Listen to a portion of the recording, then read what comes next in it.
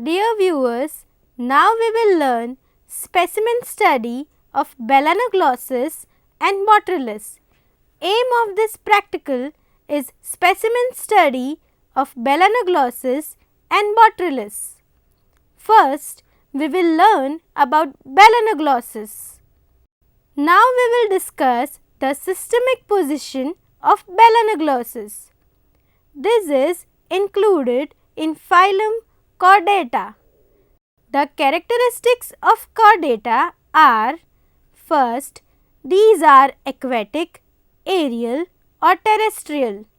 Second, their bodies are small to large and bilaterally symmetrical. Third is, they have paired pharyngeal slits present on either side of the pharynx. Fourth is, they have a dorsal tubular nerve cord and notochord. Fifth is, they have a post-anal tail, that is, an extension of the body past the anal opening. Subphylum is Hemichordata. The characteristics of this subphylum are: first, their bodies are soft, worm-like and divisible into anterior proboscis, middle colla and posterior trunk. Second, they have intraepidermal nervous system. Third is, sexes are separate. Class is Enteroneusta. The characteristics of this class are: first, presence of numerous paired pharyngeal gill slits but no gills. Second is, gut is straight. Third is, the trunk is irregularly ringed. Genus is Balanoglossus. The characteristics of this genus are: first, they are solitary, burrowing, worm-like animals. Second, they have short and long proboscis, long trunk and ring-like collar. Third is, 2 rows of hepatic ceca present in the middle of the body. Fourth is, terminal mouth and anus. Habit and habitat of Balanoglossus. Balanoglossus is a tubular or burrowing and exclusively marine animal.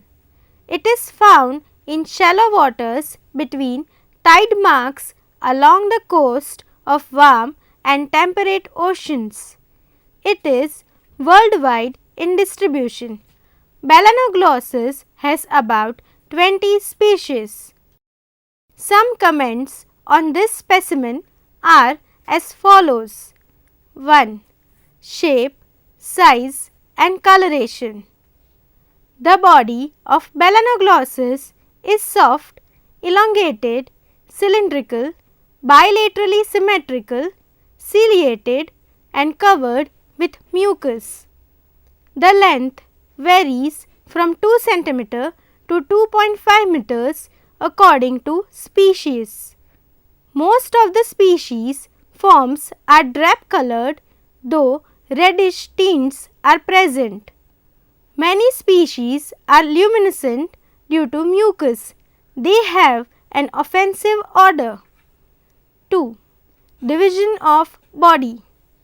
The body is unsegmented and divided into 3 regions like proboscis or protosome, collar or mesosome and trunk or metasome.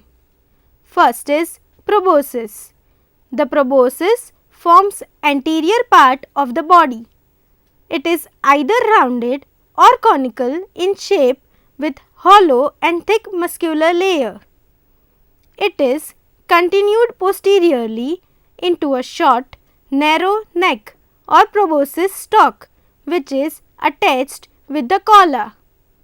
Its cavity, that is the proboscis coelom, opens to outside by a small opening called proboscis pore. Second is colla. The colla lies posterior to the proboscis and anterior to the trunk. It is very small and lies behind the proboscis. Third is trunk. The remaining part of the body is cylindrical and tapering towards the posterior end, and it is known as the trunk. The trunk is divisible into three parts: an anterior branchiogenital region, a middle hepatic region, and a posterior abdominal or post-hepatic region. On the dorsal side of the anterior region is present a branchial groove in which are present a double row of gill slits or branchial pores. On the sides of this region, genital ridges are present. The whole of this region is called branchiogenital region. Behind this, hepatic ceca are present on either side. The abdominal region is longest and cylindrical. It tapers gradually and has a terminal anus. 3. The mouth is situated behind the proboscis. 4. The roof of the buccal cavity gives rise to a small hollow, stiff, tube-like outgrowth called the buccal diverticulum, which is supposed to be the notochord. 5. The nervous system is simple. 6. Sense organs are absent. 7. Sexes are separate. 8. This shows external fertilization. 9. Development may be direct or indirect with the Tornaria larva. Now, we will discuss the second specimen, that is Botrytis. First, we will go through the systemic position of Botrytis. This is included in phylum Chordata. The characteristics of Chordata are: 1. These are aquatic, aerial or terrestrial. 2. Their bodies are small to large, bilaterally symmetrical, metamerically segmented. 3. They have paired pharyngeal slits present on either side of the pharynx. 4. They have a dorsal tubular nerve cord and notochord. Group is Protochordata. The characteristics of this group are as follows. First, it includes lowly organized chordates. Second, cranium, true jaws, paired appendages and vertebral column are absent. 3. They are all marine, fixed, burrowing or free moving forms. Subphylum is Urochordata. The characteristics of Urochordata subphylum are as follows. First, they are exclusively marine and cosmopolitan, commonly known as sea squirts. 2.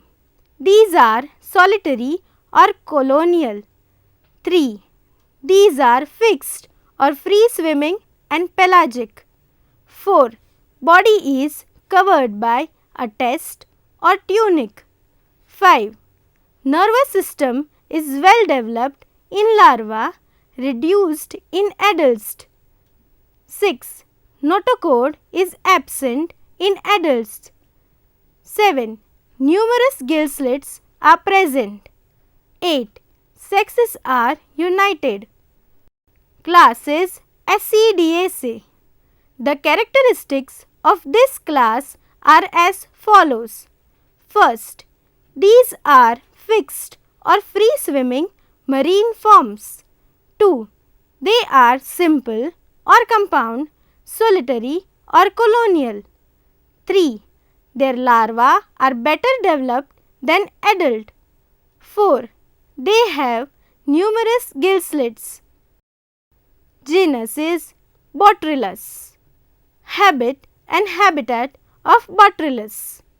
Botrytis is widely distributed in the Atlantic and the Mediterranean, being found fixed to wharfs, piers and ships in shallow water. Some comments on this specimen are as follows. First is, it is a colonial ascidian. Second, the colony consists of a gelatinous mass with individuals or zooids grouped together in radiating star-shaped, that is, arranged round a common cloacal opening. Third, the atrial apertures of the zooids open into the common cloacal opening. Fourth, the oral apertures open on the outer ends. 5. The structure of the zooids resembles that of simple zooids of ascidians. 6. The nerve ganglion is situated ventral to the neural gland. 7. The stigmata are rectangular. 8. Reproduction is asexual or sexual. 9. Asexual reproduction takes place by budding. Summary. In this topic, we have discussed about the systemic position, habit and habitat and general characteristics of Balanoglossus and Botrytis.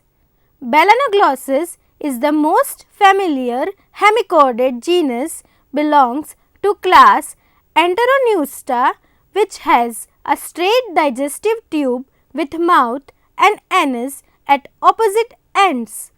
They have numerous gill clefts but have no anus. They are burrowing animals ranging in size from about 2 to 50 centimeters. As we read Botrytis, it belongs to class Ascidiaceae. It is a colonial ascidian with star-shaped radiation. Due to presence of all above characters, the above species are known as Balanoglossus and Botrytis respectively. Thank you.